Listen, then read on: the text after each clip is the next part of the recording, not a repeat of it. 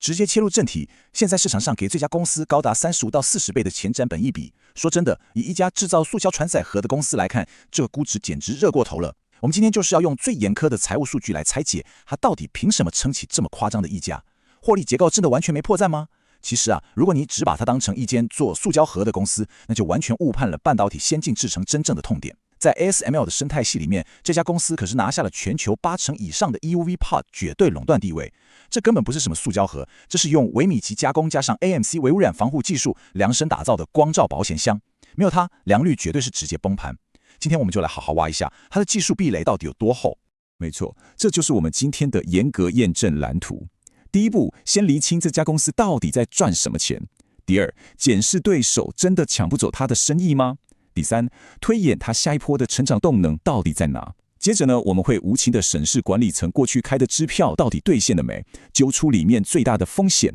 最后给大家一个最客观的投资情境评估。好，马上进入第一章，这家公司到底在赚什么？要看懂它现在的估值，我们得先快速过一下它的进化史。1998年成立，但最重要的转折点是在2016年，他们把负责设备的嘉硕给拆分出去，形成了耗材绑设备的超强策略。然后2024年并购了潮宇航太，到现在2026年，美国和日本的海外备援基地也即将成型了。没错，它在整个产业链里卡在一个超级关键的承上启下位置。上游，它承接了 ASML 极紫外光设备的严苛规格；下游，直接面对台积电这些晶圆代工巨头，自己做船载容器，嘉硕做清洗机台，再加上转投资的迅德负责自动化。这种软硬体绑在一起打群架的模式，让他们直接从供应商进化成主导全球半导体载具规格的一级枢纽。从财务逻辑来看，这真的是一个无懈可击的商业模式。你看 EUV Pod 在会计科目上叫做精密高级耗材，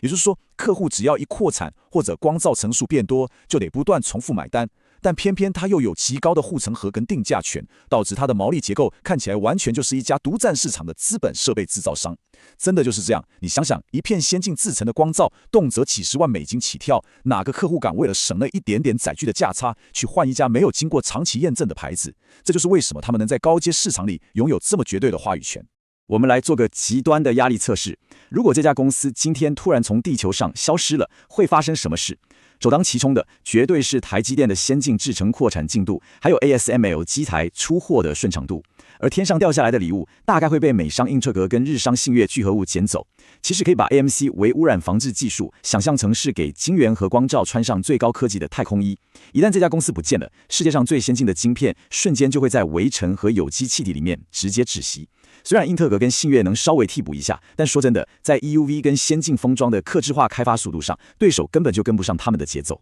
来看看最新的营收数据，光罩载具 EUV Pod 占了营收的 57%， 晶圆载具 FOUP 占了 32%。他们现在就是用这两头现金牛挤出来的庞大自由现金流，强势去补贴航太产品，还有半导体化学品载具这些新战场。这招真的很聪明，左手用 EUV Pod 稳稳赚超高毛利，右手拿着 FOUP 在大中华区疯狂攻城略地。这种把核心的精密加工跟微环境控制能力往外延伸的多角化策略，让整间公司的抗风险能力变得超级强大。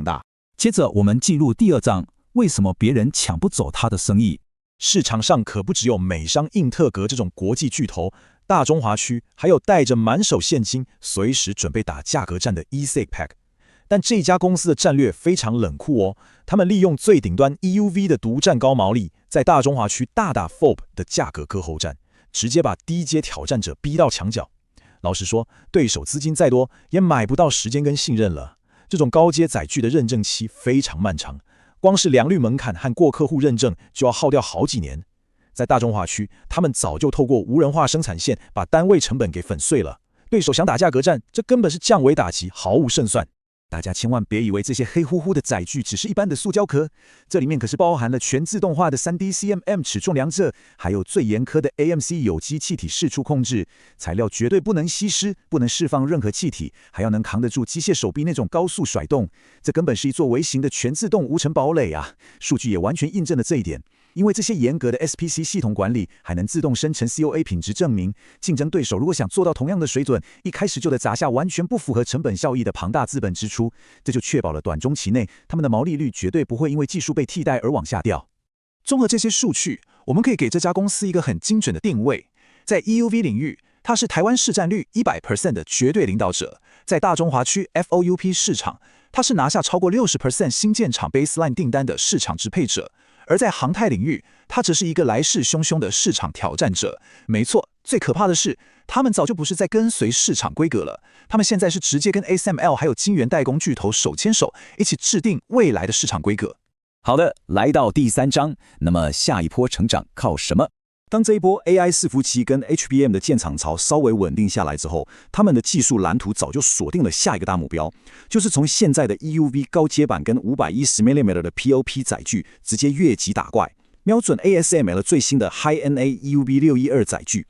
对，因为晶片越做越小，快遇到物理极限了嘛。现在大家都在往面板级封装，也就是 POP 发展。但你想想，一片基板加上载具重达几十公斤，传统那种搬运方式根本扛不住。所以他们开发出这种上开式设计，直接对接全自动化的天车系统，把 Triplet 跟 Copose 这种超沉重的物流痛点一次解决得干干净净。从财务贡献的角度来看 ，PLP 5100明米的载具预计在2026到2027年就会迎来大爆发，而且成功几率非常高。另外，航太事业也会在2026年的第4季进入试量产，这会为公司带来非常稳定的非循环性营收。大家注意哦，这绝对不是什么画大饼的长期愿景，这是在 Tier 1客户那边已经进入最后验证的现在进行式。他们宿谷厂里那台巨大的2000吨级射出机早就架在那边等着印钞票了。我们一路预估到2030年，虽然传统的 EUV Pod 还会稳定增长，但真正带动毛利率往上爆冲的引擎，其实是高单价的 GP 版本以及未来的 Phase 2G。这两支利器就是他们未来4年力保毛利率不掉的超级防护罩。这个产品线转换真的超关键，因为先进制程的光罩层数直接翻倍，客户为了保护那些天价的光罩，根本没得选，非得买这款防护力最强，当然利润也最肥的高阶版本不可。讲到这里，这家公司未来的故事确实不少，从既有的产品线到下一代技术，从海外大布局再到新的成长引擎，听起来都很棒。但更重要的是，公司过去开的支票到底兑现了多少？接下来我们要对管理层进行超级严格的验证。所以，不管你有没有赚到这波，不管这一次的专题解析对你有没有帮助，请先帮我订阅、按赞哦，这样才会错过每次可以搞懂公司到底在干嘛的专题解析。紧接着，我们进入第4章，管理层真的有说到做到吗？故事说的再漂亮，最后都得过财报这关。我们把过去5年的营收、毛利率跟 EPS 趋势全摊开来，一条一条核对管理层的承诺。大中华区的高阶 FUOP 技术移转，目前确实顺利达标。而大家最盯着看的日本96米厂，之前承诺2026年底完成主建物，目前工程进度如期进行，我们给它评估为部分达标，预计2027年就会看到实质贡献。其实技术再怎么厉害，工厂盖不出来也是白搭。但你要想，能在日本那种对公安和法规极度龟挠的环境下，顺利在2026年底把主建物拼出来，这种执行力在设备商里面绝对已经是前段班的水准了。从出货数据的预估趋势来看，一路看到2030年，海外市场的成长曲线呈现一个非常夸张的倍数爆发。光是2026年前4个月的海外出货量，竟然就快逼近前1整年的总和了。这证明了他们的在地化供应链策略正在强力变现。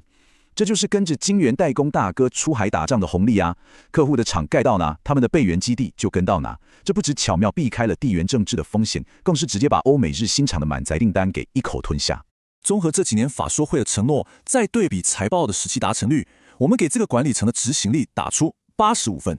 给85分真的算很中肯了，绝大部分的扩产跟营收目标都有达成，很多甚至还是超前进度的。至于扣掉的那15分，主要是反映海外那是庞大的资本支出，难免会带来一些短期的不确定性，加上新事业在学习曲线中偶尔会需要微调进度，但整体来看，管理层的诚信度是非常高的。第5章，那么最大的风险在哪里？基本面再强，极端的压力测试还是少不了。我们必须揪出所有可能让毛利率下滑的致命变数。现在是2026年6月，因为在地化生产的布局，原本大家担心的关税早就变成低风险的假议题了。中风险的部分则是客户集中度，至于真正的高风险，毫无疑问就是极端的地缘政治科技禁令。没错，其实最怕的根本不是技术卡关做不出来，而是政治因素突然给你拉下电闸，或者是客户那边突然大改规格。虽然他们现在很积极收购上海祥丰来推进原物料自给自足，但万一大环境的制裁大刀真的砍下来，短期的营收震荡绝对躲不掉。不过话说回来，单看技术替代风险的话，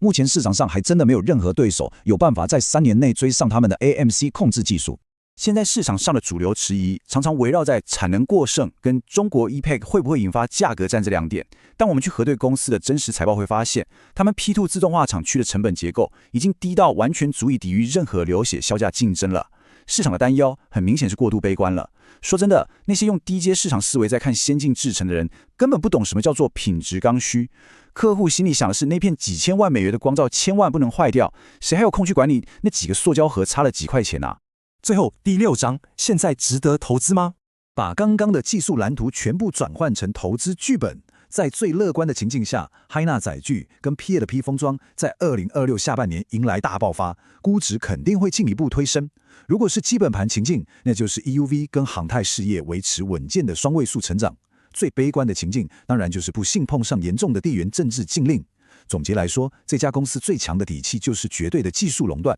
而未来最大的爆发力就在先进封装 PLP。接下来这2年，大家请死死盯着美国跟日本厂的量产进度就对了。但最后留给大家一个最大的悬念：当一家公司精准掐住了全球最高阶晶片生产的咽喉，它究竟会成为地缘政治风暴下的完美避风港，还是会变成各国疯狂争夺的下一个科技标靶呢？这才是投资人真正该好好思考的问题。